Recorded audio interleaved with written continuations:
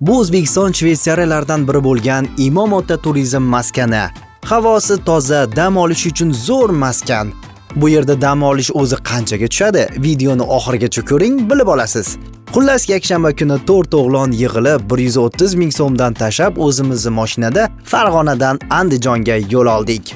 Xalpanada endi. Yig'gan pulimizga 2 kilogramm qiyma, non, choy, suv, semichka oldik-da yana yo'lda davom etdik.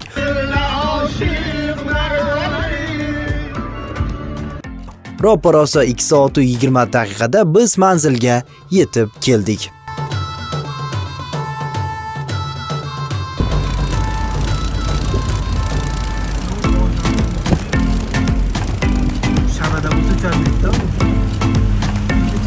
Xo'p, ma'lumot o'rnida aytib o'taman, Imom Ota turistik majmuasiga Farg'ona shahridan qariyb 2 soat 10 daqiqalik yo'l bilan keldik. 2,5 soat atrofida endi yo'ldagi uzilishlar, har xil narsalar bilan 2,5 soatda yetib keldik. Kimga to'liq lokatsiya kerak bo'lsa, Telegram kanalimda bor. Telegram kanalimga kiringlar, lokatsiyani joylab qo'yganman va mana shu lokatsiya bo'yicha kelishingiz mumkin bo'lsa. Bu yerda kishi boshiga 20 ming so'mdan boshlab tapchan va dachalar ham bor ekan, lekin biz bepulgina Adirga chiqib piknik qildik. Oma manzaraga gap yo'q. Odam ham xuddi bizni kelishimizni bilgandek rosa ko'p ekan. Do'stlar, innovatsiya Tikoni qaranglar, Tikoni. Innovatsiya zo'r. Kichik bir lifehackni aytib o'taman. Imom Ota ziyoratgohiga do'stlar tepalik ekan. Baquvvatroq mashinada, avtomobilda kelishingizni tavsiya qilaman, chunki ko'plab avtomobillar bu tevalikqa chiqish jarayonida qizib ketib, ular tutun chiqib ketib, turli xil ko'ngilsiz holatlar bo'lyapti. Mana do'stlar. Ishonasizmi, bu yerda oilaviy kelganlar juda ko'p ekan. To'g'ri, yoshlar ham bor, lekin oilaviy kelganlar bizga ko'proq ko'rindi shekilli. O'zi umuman bu yerga siz kim bilan kelgan bo'lardingiz? Kommentariyda yozib keting.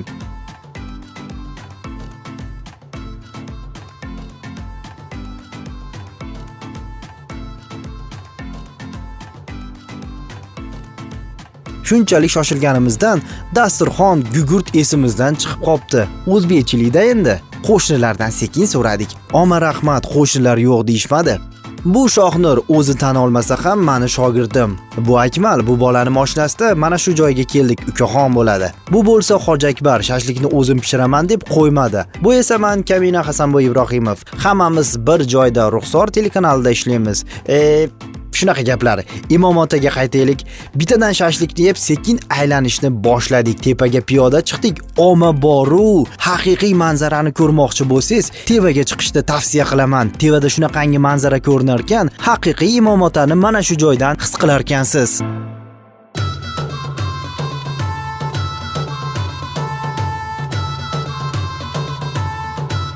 Do'stlar, sayohatimiz davom etadi. Bizning ilk manzillarimizdan bittasi attraksiyonlar, ya'ni Imom Otadagi yuqori qism. Bitta odam uchun 20 ming so'm ekan do'stlar. Eng qizig'i bu jarliqni bo'yida ekan, zo'ra.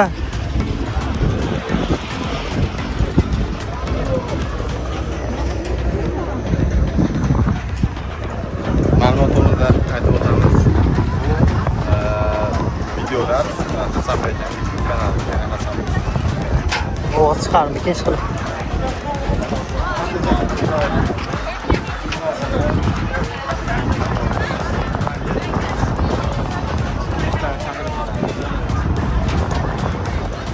Odam rosa ko'p ekan. Mana shu ziplayinga chiqmoqchi edik. Narxi 25 ming so'mdan ekan. Odam ko'pligidan to'g'risi bu safar chiqmadik.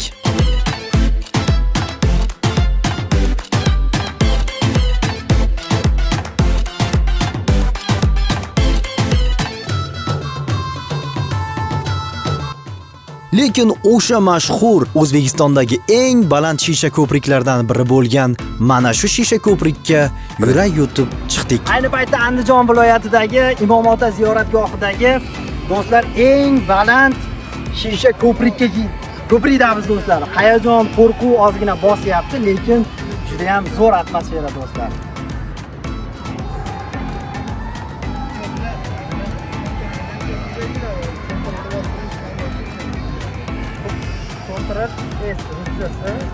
yomon chiqdi. Anaqa kadrlar. Motorda aytib o'taman, bu osma ko'prikka, ya'ni shishali oynaga chiqish narxi kishi boshiga 30 ming so'm ekan, do'stlar. Qalay, siz bu osma ko'prikka chiqqan bo'larmidingiz? Kommentariyada yozib keting, do'stlar.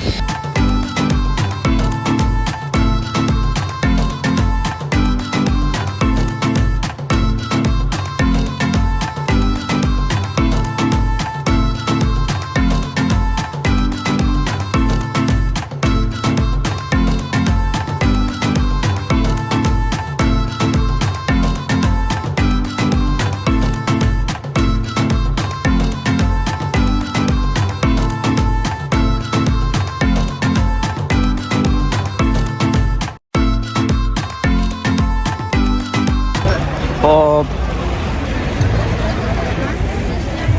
Kemalarda, hovuzchalarda suzish narxi bir kishi boshiga 20 ming so'm ekan, do'stlar.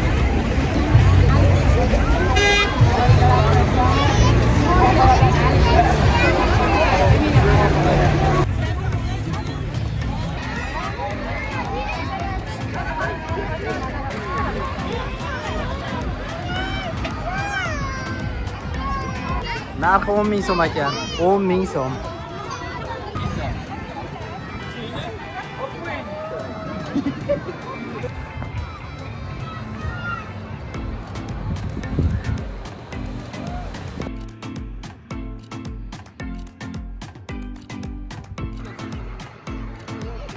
Bu balonda uchish narxi 15 ming so'm ekan. Rostim ham umrimda birinchi marotaba uchishim mazza bo'ldi.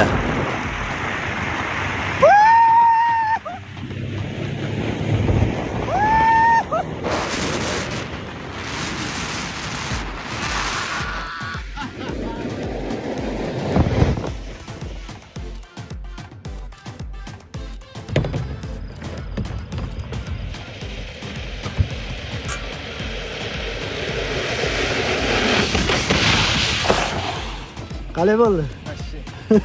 Xullas, yuqorida aytib o'tgan xarajatim bo'yicha biz shashliklarni mazza qilib yeb, bu yerdan haqiqiy toza havo, energiyani oldik. Siz bu joyga kim bilan kelgan bo'lardingiz? O'sha insonga ushbu videoni yuborib qo'ying va YouTube kanalimga obuna bo'lishni unutmang.